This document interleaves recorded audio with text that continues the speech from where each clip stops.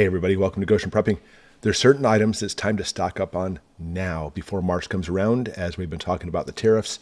Well, you know what? It's been put on hold. So perfect opportunity for us to stockpile, stock up, get as much as we can of these items because you know what? In March, we certainly could see and will see prices going up and even shortages on the shelves.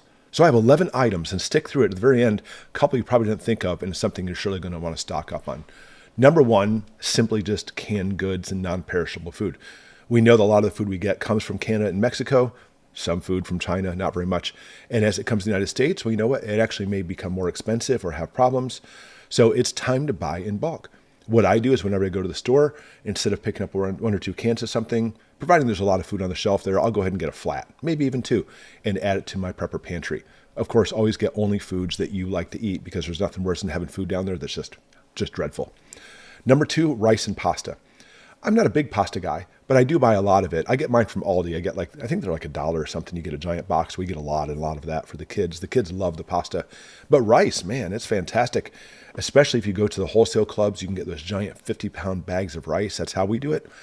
But a secret, you don't have to go to the wholesale clubs for that. You can go to Walmart and even sometimes actually have it ordered, or they even have like 20-pound bags, I think, on the actual regular aisle. So stock on lots and lots of rice and pasta. Number three is cooking oils. Now, I know the prices of like vegetable oils and canola oils are going to go up, but in my opinion, you shouldn't be touching those anyways. They're really, really bad for you, bad stuff.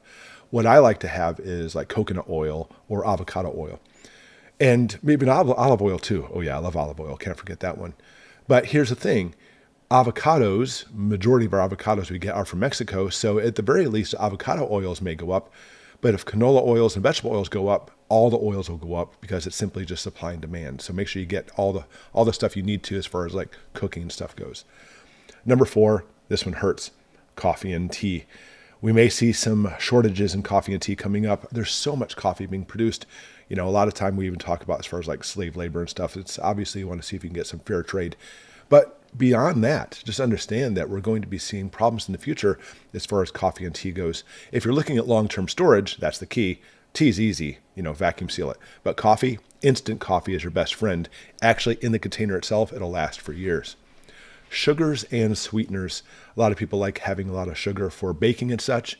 Buy the giant bags for this as well, like for example from like Costco or Sam's Club, and stockpile it. Just keep it in a dry area. If it does clump, it's not the end of the world. You can simply just declump it the manual way. Just beat the tar out of it. Next, toilet paper and paper products. Yes, we may see problems in those areas too. So I always try to pick up extra mega packs whenever I go to like the big stores and just put it in storage. The key is just make sure you store that in a dry area. If you don't, obviously you may have your product ruined, and there's nothing worse than buying something and having it ruined at home, all that money going to waste. Number seven, batteries, and even electronics overall. Batteries themselves, obviously you want to be able to keep them in a cool, dry place so they'll actually last a long time. But electronics, obviously, you want to make sure they don't get moist. But with China especially, we may see some serious increase in prices for electronics. So make sure you get the stuff you need now, especially when it comes to prepping and preparedness items. Clothing and shoes for number 8. Make sure you get your clothing and shoes now. I always recommend, especially for Crap Hits the Fan, having really durable, rugged clothes, absolutely. And you don't have to use it now, but instead of taking up a lot of closet space, you can put it in one of those vacuum seal bags and store it for later. We do a lot of stuff in those vacuum seal bags that makes it work perfect for prepping. Number 9, medicines and supplements. My recommendation for this is get generic. And when it comes to like even just the simple ones like ibuprofen or acetaminophen, you can buy these mega huge bottles and they work very well. Just make sure a cool, dry place for those too. But stockpile those. I think a lot of people, when Crap Hits the Fan, will be looking for these items specifically. Number 10, auto parts and tools. Now, a lot of our auto parts are made south of the border in Mexico. And the price of cars themselves will go up, but stockpiling cars doesn't work so well. But having parts for your car does. That includes crude oil may be going up, so getting the oil for your car. Not to mention parts like oil filters or possibly some windshield wipers.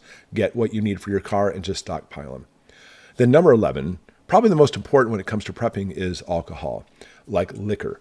Now, I'm not saying for consumption purposes, although that can help too, especially if you have some kind of problems as far as like surgery. That's how they used to do it back in the day. I'm not saying do any surgery at home. I'm saying don't do that, obviously. But if there's no doctors or anything around, that's what they used to do, is get people stinking drunk, then bite the bullet and just take care of business as far as that goes. I certainly recommend you to go to a hospital. I even say that for legal reasons too. But if crap hits the fan, you know what, you may need the alcohol. But I think alcohol is going to be a big bartering item. And the thing is, you can go to like Costco, for example, and here's your trick of the day. You may get this specific vodka, which is like super expensive from the brand name. Well, you know what? The brands actually have a deal with Costco, like Kirkland, and they'll simply just pour it into a Kirkland bottle, and it's a fraction of the price. And I mean, sometimes like a third of the price. So find which alcohols work best for you, find which alcohols people like the most, and just stockpile them. Also good for a high enough proof to be as an antiseptic as well. All right, so we have some time, everybody. We have a few weeks. March is coming up, but either way, make sure you stockpile these items now and be ready for whatever may come. If nothing happens, great. You have extra supplies, perfect.